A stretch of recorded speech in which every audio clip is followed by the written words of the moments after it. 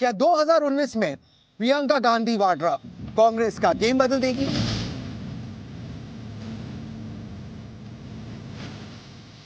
पर सवाल यह है कि देश नामदार को चुनेगा या कामदार को।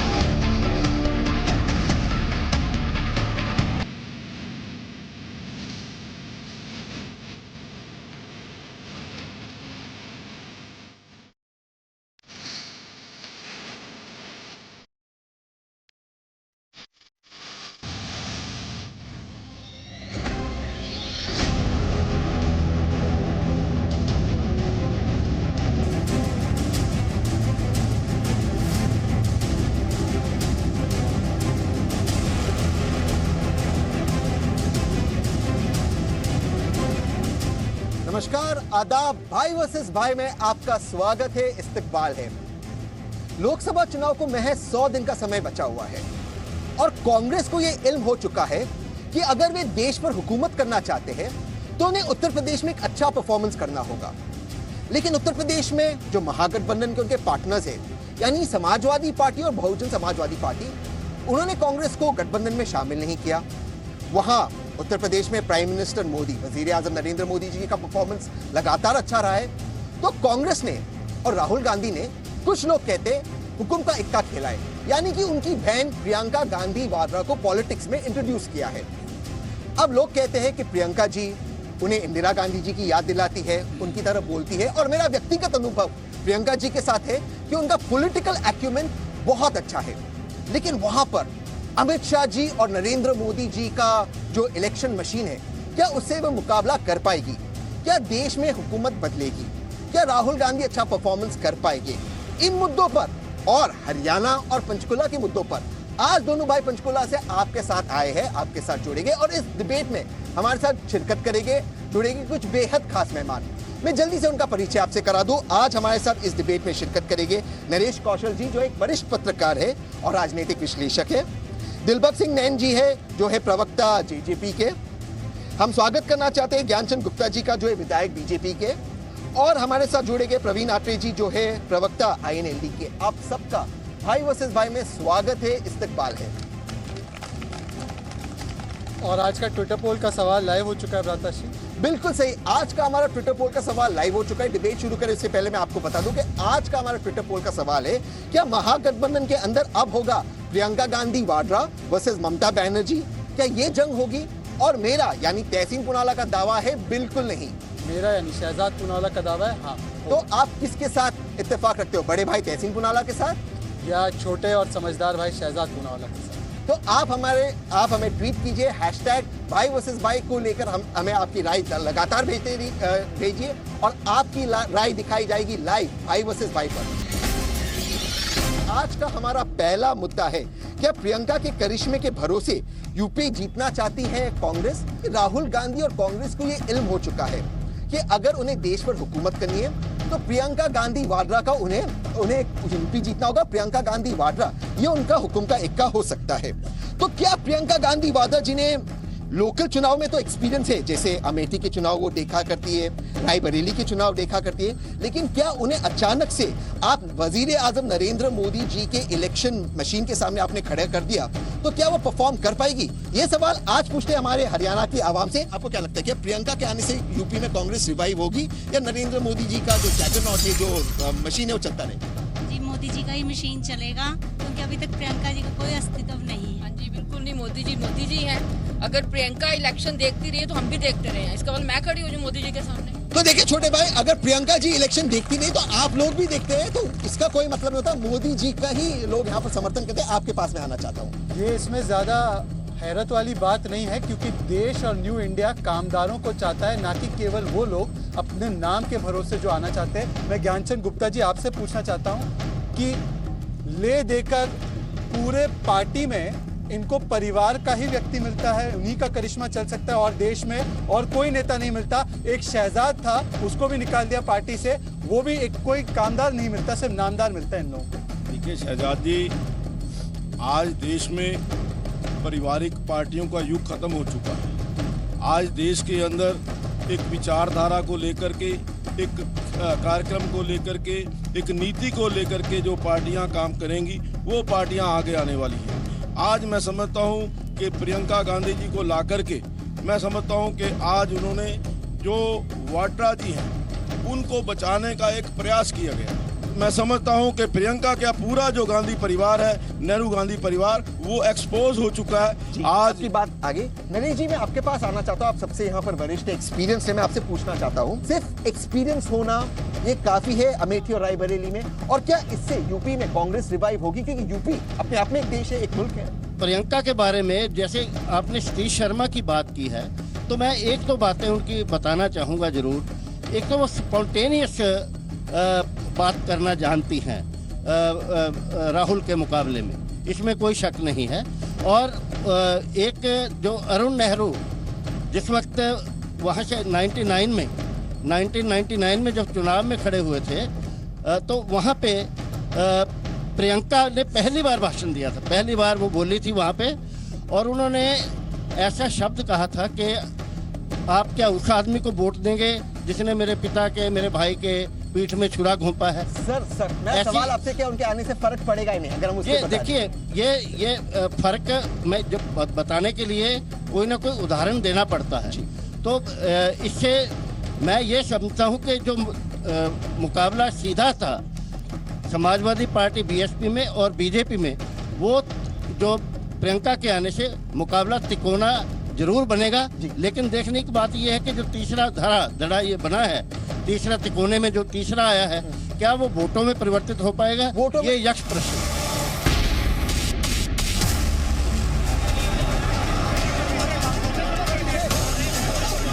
वो बड़ा नामदार लोग हैं, नाम वाले हैं बस, नहीं दम नहीं, नाम है।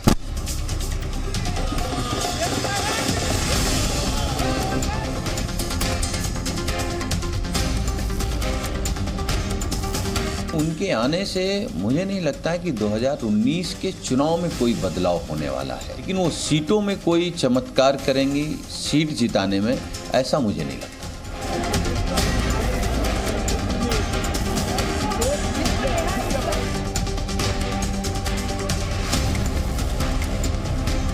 इसको इन लोग रोड शो कह रहे हैं, मगर जो बीजेपी को दिखता है ये रोड शो नहीं है, ये चोर मचाए शोर है। ये प्रियंका कार्ड से महागठबंधन का मुकाबला करेगी कांग्रेस? दरअसल जो हमारे वरिष्ठ पत्रकार साहब यहाँ कह रहे थे, बिल्कुल सही कह रहे थे। अब जो मुकाबला होगा ये 3 कॉर्नर्ड मुकाबला हो गया प्रियंका गांधी वाड्रा के आने से।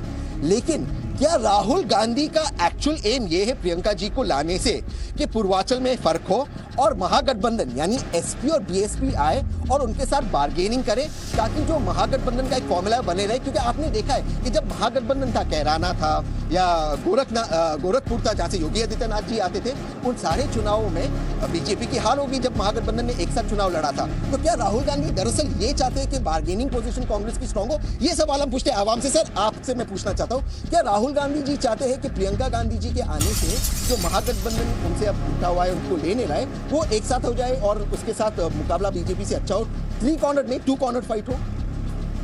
इसमें ये जो चलाकी दही है, अपनी बहन को लेके आए हैं, इसका कोई फायदा नहीं होने वाला। मोदी जी का कोई मुकाबला नहीं है। मोदी जी का कोई मुकाबला नहीं।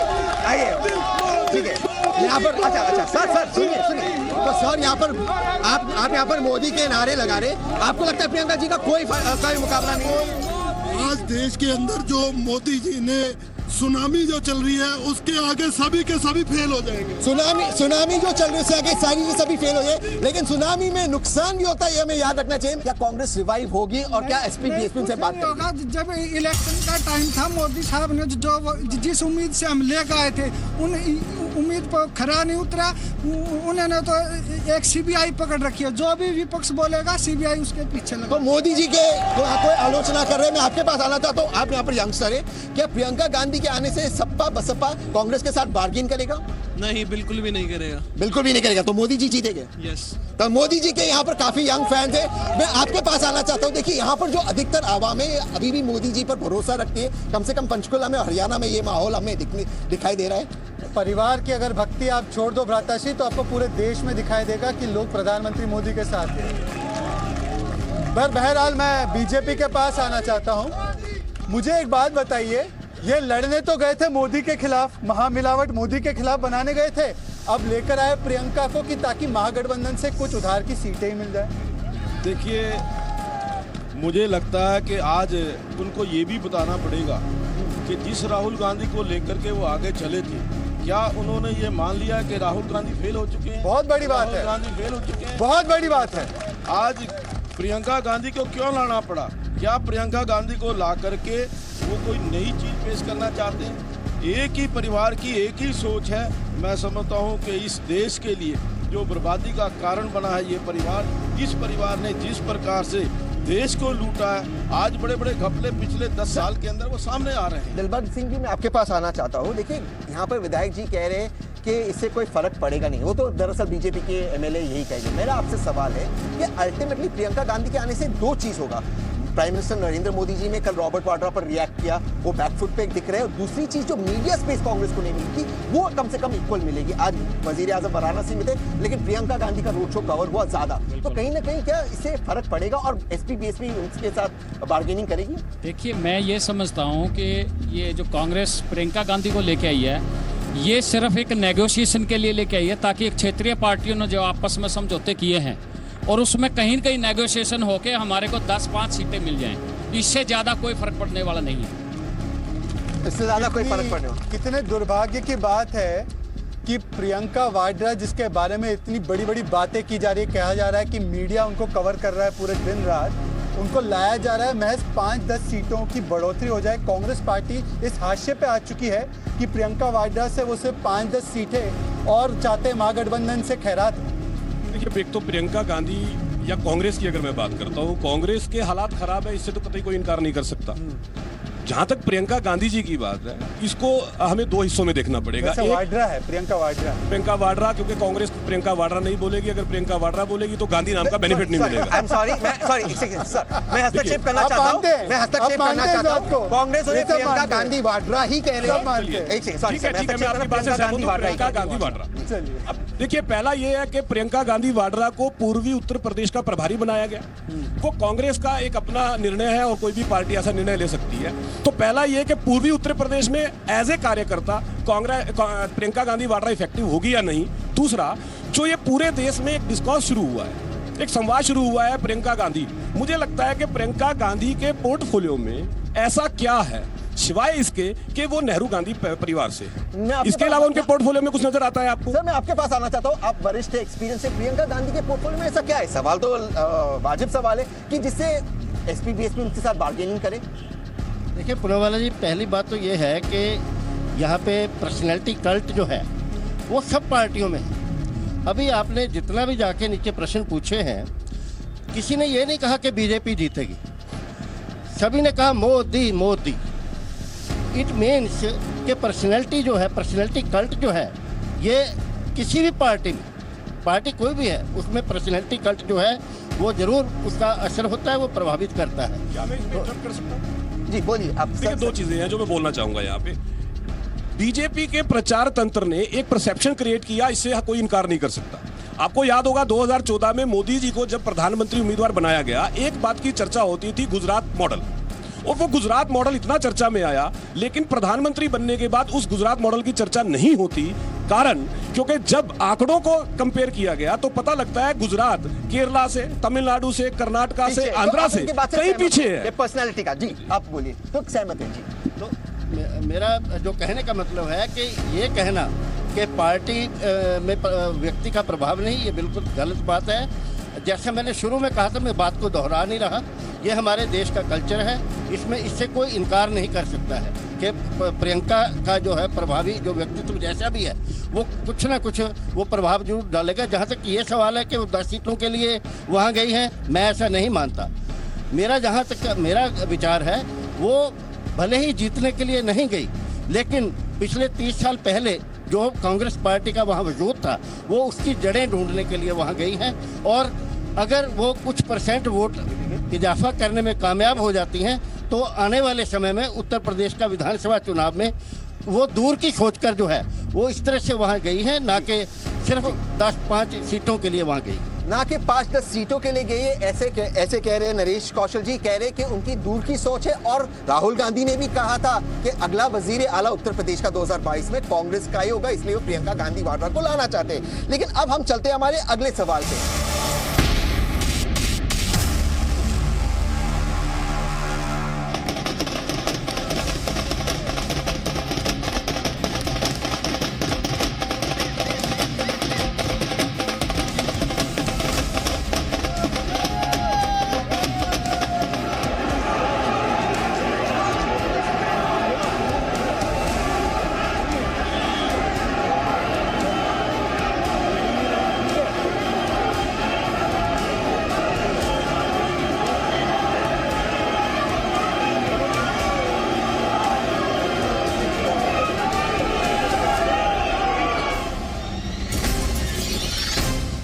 प्रियंका गांधी वाड्रा मोदी जी के जो गढ़ है उसमें डेंट कर पाएगी, ये सवाल है सर। नहीं कर पाएगी। जो राहुल गांधी ने किया वही प्रियंका करेगी। मोदी जी 350 से ज्यादा सीटों जो राहुल गांधी ने किया वही प्रियंका जी कर पाएगी। लेकिन राहुल गांधी ने 3 चुनाव में मोदी जी को हरा दिया। सर मैं आपके पास आना चाहता हूँ, क्या प्रियंका गांधी वाड्रा मोदी जी के जो गढ़ है उसमें डेंट कर पाएगी? नहीं जी, बिल्कुल नहीं। अब की बार मोदी सरकार। मैं आपसे पूछना चाहता हूँ सर, क्या प्रियंका गांधी वाड्रा मोदी जी के जो गढ़ है उसमें डेंट कर पाएगी? अच्छा, क्या आप बताइए सर। नहीं जी, नहीं, कुछ नहीं जो जी कुछ नहीं कर सकेगी। कुछ नहीं कर सकेगी। तो शहजाद यहाँ पर फिर से आवाम कह रही है कि प्रियंका गांधी वाड्रा एक फेस वैल्यू तो है, लेकिन मोदी जी के गढ़ पे वो बिल्कुल डेंट नहीं कर पाएगी। मैं भारतीय जनता पार्टी से पूछना चाहता हूँ कि ये लोग मोदी के गढ़ में सेंध लगाने जाना चाहते हैं। रायबरेली और अमेठी में सुन लीजिए, रायबरेली और अमेठी में लगातार प्रियंका वाड्रा टिकट बांटते आई है। 2012 में 10 में से 2 सीट जीती है, 2017 में 10 में से 2 सीट जीती है, और 2012 में तो कम से कम 20 सीटों से ज्यादा मिली थी कांग्रेस पार्टी को। उसको भी लुढ़का सुड़का कर प्रियंका वाड्रा ने खत्म करने का काम अगर किया है तो 2017 में किया है। ये मोदी की सीट में सेंध लगाना चाहते हैं। देखिए, जैसा अभी आपने पब्लिक का मूड देख लिया है, जैसा मूड आज पंचकुला के अंदर है वैसा ही मूड पूरे देश के अंदर है। आज नरेंद्र मोदी जी ने जो ड्रास्टिक डिसीजन लिए, जो उन्होंने नोटबंदी करके और लोगों को, जो गरीब लोग थे उनको फायदा पहुंचाया, जिस प्रकार से जीएसटी ला करके जो 30 साल से 35 साल से पेंडिंग पड़ा था, आज आर्थिक उसके अंदर जगत के अंदर सुधार लेकर के आए हैं। जिस प्रकार से उन्होंने सर्जिकल स्ट्राइक करके देश की सीमाओं के ऊपर जो हमारे सैनिक हैं उनके जरिए जिस प्रकार से आज नरेंद्र मोदी जी ने देश को एक नया मॉडल, एक नई दिशा दी है। आज लोग मोदी जी की ओर देख रहे हैं, उनके कामों को लेकर। तो आपका कहना है कि डेंट नहीं कर पाएगी सर? आप इस पे देखिए, दो तीन चीजें हैं क्योंकि यहाँ पे जिक्र कर दिया नोटबंदी का, और मुझे लगता है कि नोटबंदी पे चर्चा होना बहुत जरूरी है। विधायक जी ने ये कहा कि हमारा मुद्दा है कि प्रियंका जी वो कहीं ना कहीं मोदी जी के ऊपर भी चर्चा। देखिए, मैं इस बात को पहले कह चुका हूँ कि प्रियंका गांधी वाड्रा के पोर्टफोलियो में ऐसा कुछ नहीं है जो जनता को दिखा के वोट लिया जा सके। ये मैं पहले कह चुका हूँ। नरेश जी, मुझे एक बात बताइए, ये फूलपुर जो है ना उत्तर प्रदेश में, ये इनकी पारिवारिक सीट मानी जाती है। गांधी परिवार को पूछा तक नहीं सपा बसपा वालों ने, और वहां पे इन्होंने जो कैंडिडेट दिया था बाईपोल में, वो अपनी लाज शर्म भी बचा नहीं पाए, डिपॉजिट नहीं बचा पाते इनके कैंडिडेट। ये वाराणसी जैसी जगह में जहाँ पे प्रधानमंत्री ने अद्भुत काम किया है, उसका चेहरा और शक्ल बदल दिया है, वहां पे जाके सेंध करना चाहते हैं। ख्वाब देखना चाहिए, पर दिन दहाड़े भी ख्वाब देखने का कोई लाइसेंस मिला हुआ है परिवार को? इसमें तो कोई शक नहीं है कि ख्वाब देखता है, हर इंसान देखता है, युवा भी ख्वाब देखता है तो बड़ा बनता है। तो ख्वाब देखना कोई बुरी बात नहीं है। टेंट का मतलब तो डेंट होता है एक थोड़ा सा उसमें कोई सुराख करना, इतना ही कर पाएंगे, इससे ज़्यादा कुछ नहीं कर पाएंगे। इससे ज्यादा कुछ नहीं कर पाएगी, सिर्फ डेंट कर पाएगी, और इस डेंट से वजीर आजम नरेंद्र मोदी जी को ज्यादा नुकसान नहीं होगा। क्या टीडीपी जैसी पार्टी और अन्य पार्टी नरेंद्र मोदी जी का अपमान कर रहे? मैं ये इसलिए कह रहा हूं क्योंकि आज आंध्र प्रदेश के वजीर आला चीफ मिनिस्टर धरना पर फास्ट पर बैठे हैं दिल्ली में। दरअसल वो स्पेशल स्टेटस की डिमांड कर रहे हैं। वहां पर पोस्टर लगे और पोस्टर में ये लिखा गया था, वजीर आजम का अपमान क्या था कि जिस व्यक्ति के हाथ में जूठा चाय का कप देना चाहिए उसके हाथ में हमने देश दे दिया।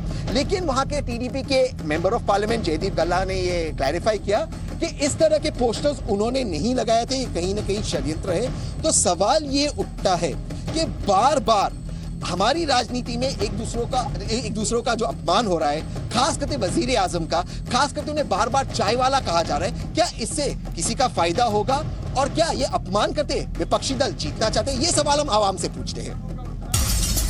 सर मैं आपसे पूछना चाहता हूं सर, क्या जो बार बार वजीर आजम को चाय वाला कहते हैं, उनकी जाति पर कभी कभी उनकी जाति पर टिप्पणी करते हैं, उनका अपमान कर रहे हैं, क्या इससे विपक्षी पार्टी का फायदा होगा, नुकसान होगा? ये चीज सभी के लिए बोला जाता है, जितने आए हैं नेता आज तक सभी के बारे में कुछ न कुछ बोला जाता है। तो ये सबके लिए कहा जाता है, राजनीति का स्तर गिर गया ऐसे कह रहे। सर आपको क्या लगता है? ये तो बिल्कुल ठीक है, ये चाय वाला भी आखिर इंसान ही है। चाय वाला आखिर इंसान है तो अपमान नहीं होना चाहिए, इनका ये कहना है। सर मैं आप यंगस्टर बताइए सर। भारतीय जनता पार्टी हमेशा ही जातिवाद की राजनीति करती आ रही है। कांग्रेस भाजपा से भारत की जनता छक चुकी है। अब तीसरे मोर्चे की किसान का मेरे वर्ग की सरकार बनाएगी। तीसरे मोर्चे सर मैं आपके पास आना चाहता हूँ। सबसे पहले मैं तारीफ करना चाहता हूँ आपकी जैकेट के, और मैं आपसे पहला पूछना, ये नेहरू जैकेट है, मोदी जैकेट है? ये आप कोई भी पहन लीजिए, कोई भी पहन लीजिए, हिंदुस्तान का जैकेट। सर मैं आपसे पूछना चाहता हूँ, बार बार मोदी जी का अपमान होता है, क्या ये सही है या गलत है? इस तरह की राजनीति होनी चाहिए या नहीं होनी चाहिए? नहीं होनी चाहिए, लेकिन मैं एक बात पूछना चाहता हूँ कि आज हम किसी भी इंसान को ये कह दे चाय और बीड़ी छोड़ दे, वो नहीं छोड़ सकता। मोदी जी ने देश के लिए सब कुछ छोड़ रखा है। मोदी जी ने देश के लिए सब कुछ छोड़ रखा है। मैं और एक रिप्लाई देता हूँ, आपके पास आता हूँ। आप भी पहने हुए नेहरू / मोदी जैकेट। सर आपसे पूछना चाहता हूँ, क्या मोदी जी का बार बार अपमान हो रहा है, सही है गलत? देखिए, वो हमारे देश के बड़े प्रतिष्ठित व्यक्ति है, उनको चोर कहना, उनका अपमान करना, ये वो जो लोग जैसे हैं उनको वैसा ही चरित्र दूसरे आदमी में दिखाई। तो छोटे भाई देखिए, ज्यादा अगर आवाम इस बात से सहमत नहीं है जिस तरह से नरेंद्र मोदी जी का अपमान हो रहा है, तो आप विपक्ष से क्यों नहीं पूछते कि इस तरह की बातें क्यों हो रही हैं? मेरे भ्राताश्री को ये नहीं पता कि चाय वाले को चाय वाला बोलना अपमान नहीं है, पर चाय वाले को जो हीन भावना से देखने की आदत है क्योंकि आप एक बड़े परिवार से है, ये दरअसल सिर्फ प्रधानमंत्री का नहीं बल्कि देश में हर गरीब इंसान का अपमान है। ये गरीब लोगों का। और मैं भारतीय जनता पार्टी के पास आना चाहता हूँ। सर मैं NLD में आपके पास आ रहा हूँ, मुझे भी पता है आपको बात रखनी है।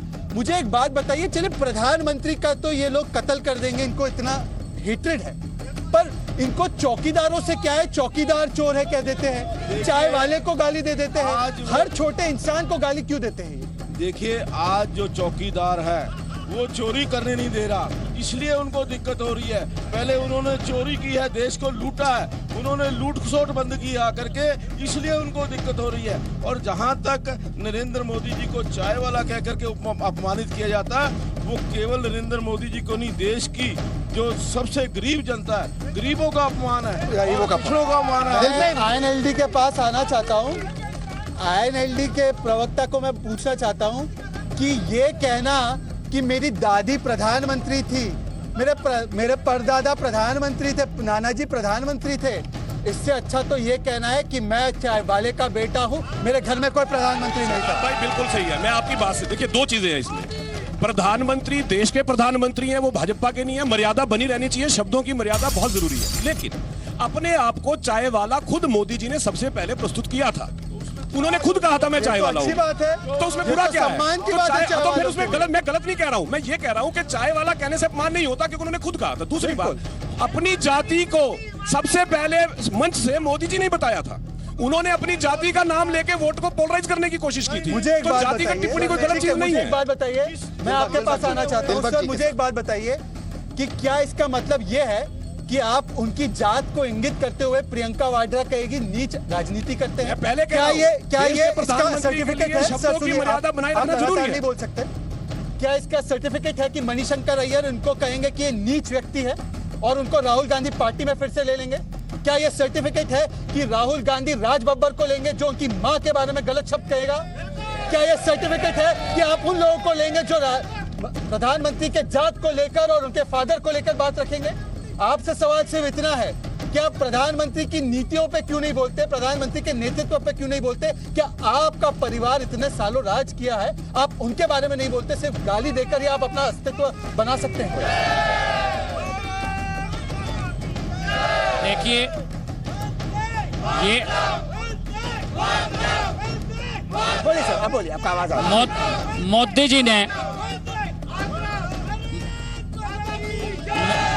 मोदी जी ने चाय वाला कह के ये अपना इलेक्शन चुनाव के अंदर बेनिफिट लिया था, और ये देश के लिए बड़े शर्म की बात है जो हमारे देश के अंदर बीए एमए करे हुए को पकोड़े बिकवाने का काम मोदी जी करते हैं।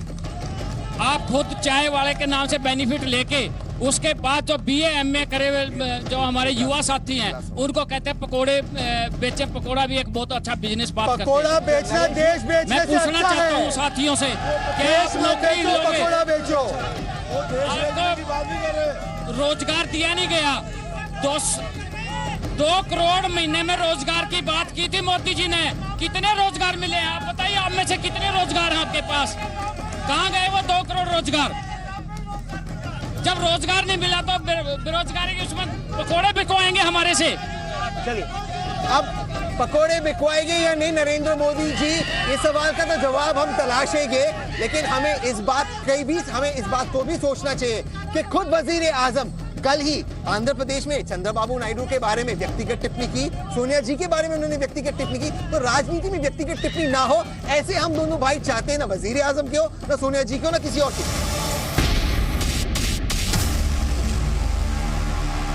आपकी काम की बात और जन की बात करने, और जन की बात यह है कि पंचकुला में क्या मुद्दे हैं, पंचकुला की आवाम क्या चाहती है, कि यहाँ के जो एमपी है, मेंबर ऑफ पार्लियामेंट है, कि यहाँ के जो एक विधायक साहब हमारे साथ स्टेज पे, क्या वो परफॉर्म कर पाए, और आप लोगों को क्या चाहिए। आज हम करते हैं पंचकुला की बात, और आप लोग आपकी बात रखिए अपने प्रतिनिधि के पास। मैं अपने विधायक जी से एक बात पूछना चाहता हूँ, ये कभी घर पार के जो हमारे सेक्टर है 25, 26, 27, वहाँ की हालत देखो, डिबेट खत्म करने के बाद मेरे साथ चलो, मैं वहाँ की हालत दिखाऊंगा। मेरा सवाल ज्ञानचंद जी से है कि 2014 में आप जब बन के आए हो, उसके बाद आपने पंचकुला के लिए जो विजन रखा था, उस विजन में आपने क्या क्या स्टेप उठाए और किन किन पे इम्प्लीमेंटेशन हुई है? भाई साहब, पंचकुला में विकास तो हुआ है और बहुत बढ़िया हुआ है। आप पंचकुला का एक राउंड मार के देखिए, चारों साइड आपको विकास की बाहर दिखेगी, बिल्कुल बाहर दिखेगी।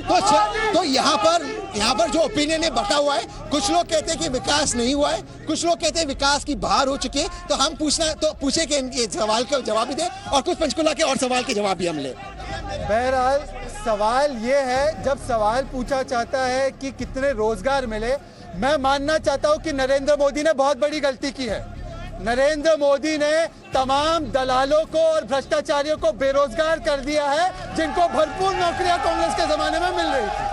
तो मैं उसके लिए आपको दोष देता हूं, पर मैं आपको सवाल पूछना चाहता हूं कि अमेठी रायबरेली जाके आए हम दोनों, वहां पे तो क्या हुआ नहीं हुआ ये भ्राताश्री जानते हैं, पर यहाँ पे तो आपने अद्भुत काम किया है। निफ्ट की फाउंडेशन लग गई है, एम्स अस्पताल, आयुर्वेद एम्स आयुष अस्पताल बन गया 500 करोड़ का, मल्टीपर्पज हॉल बना दिया है यहाँ पे इसके अलावा 1400 करोड़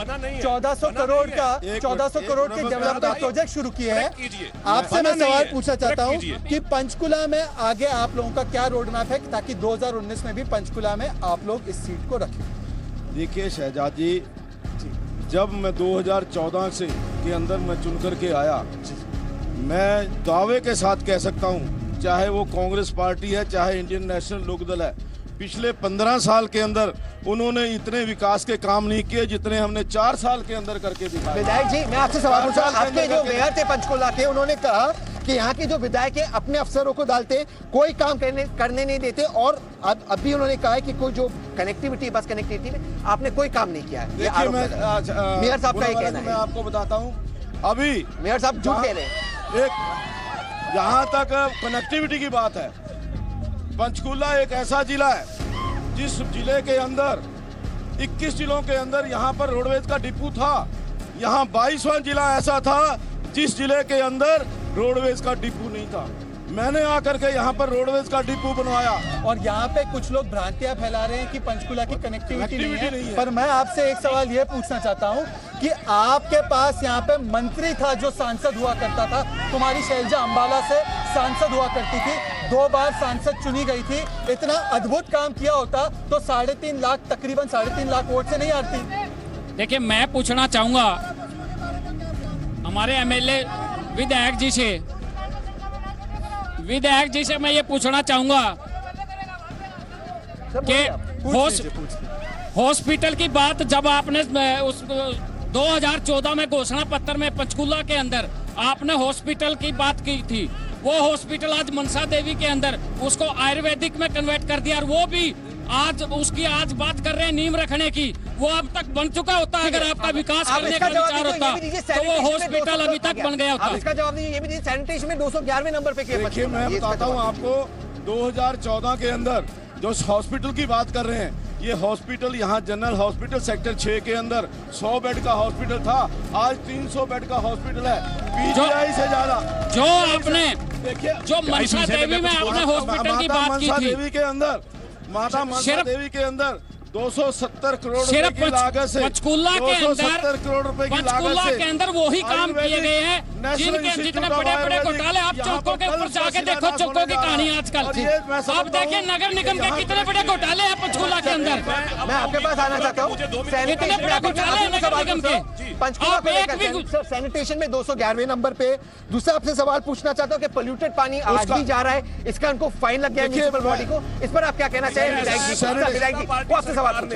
ओडीएफ फ्री की जब बात की थी, सबसे पहले इन्होंने कहा था पंचकुला जिला को ओडीएफ कर दिया गया है। आज भी समाचार पत्रों में खबरें छपती है 20 सेक्टर के पीछे कॉलोनी की, जाके आप देख लीजिए सच्चाई क्या है। हेल्थ सर्विस की बात इन्होंने हॉस्पिटल की बात की है। इनसे ये पहली सरकार होगी जिसने जो एमिनिटीज हैं, चाहे एक्सरे मशीन है, चाहे EMI मशीन है, बीओटी बेसिस पे, मतलब पहली सरकार है, प्राइवेट ऑपरेटर्स को हॉस्पिटल में लगवा दी, मन चाहे पैसे वसूल होते हैं, डॉक्टर अवेलेबल नहीं है। रोडवेज की बसेस की बात की इन्होंने, रोडवेज की बसेस की सुन लीजिए, दिल्ली से चंडीगढ़ जो रोडवेज बसेस है जनाब, लोगों ने प्राइवेटाइजेशन कर दिया, 42 रुपए प्रति किलोमीटर अपने चहेतों को बसेस दे दी, जो बसेस सरकारी 19 रुपए किलोमीटर चलती थी। एब्सोल्युटली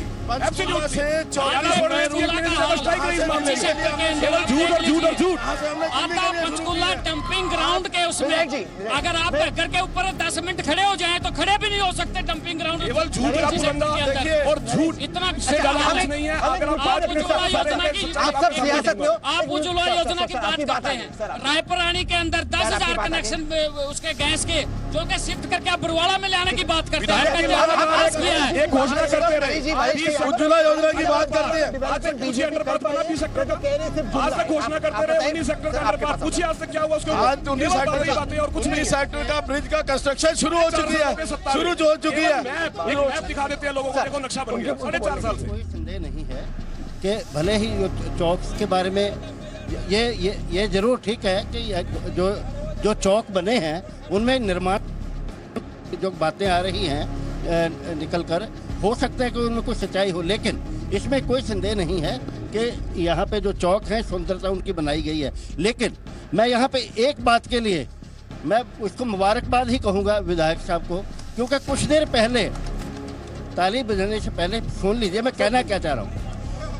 कुछ साल पहले ये बात चली थी कि पंचकुला को स्मार्ट सिटी के दर्जे में नहीं रखा गया, तो उसके लिए बधाई के पात्र इसलिए हैं क्योंकि स्मार्ट सिटी की लिस्ट ही कहीं गायब है। तो अच्छा हुआ पंचकुला की इज्जत बच गई। उसमें क्यों नहीं अप्लाई कर पाए पूछिए। देखिए संक्षेप में जवाब दीजिए, स्मार्ट सिटी में क्यों पंचकुला में? देखिए, स्मार्ट सिटी के अंदर एप्लीकेशन देनी थी, वो मेयर ने देनी थी, नगर निगम ने देनी थी, ना कि विधायक ने देनी थी। सरकार ने देनी थी, सरकार ने देनी थी। सरकार कौन थी? सरकार कौन थी? सरकार ने देनी थी, सरकार कौन थी? सियासत और पॉलिटिक्स इस मंच पर भी चल रहा है और पंचकुला में चल रहा है। आज भाई वर्सेस भाई के ट्विटर के नतीजों में छोटे भाई यानी शहजाद पूनावाला की जीत हुई है। राजनीति का पहला और एक लौता पारिवारिक शो कल जा रहा है चंडीगढ़। चंडीगढ़ से आपकी बात लाएगा आपके पास, तो आप देखते रहिए भाई वर्सेस भाई। आज आप सब हमारे साथ जुड़े इस डिबेट में आप लोगों ने शिरकत की, हम सब आपके शुक्रगुजार हैं। आप सब आए यहाँ पर और हम आपके शुक्रगुजार है कि आपने इस डिबेट में भाग लिया। कल फिर मिलेंगे। जय हिंद, जय भारत।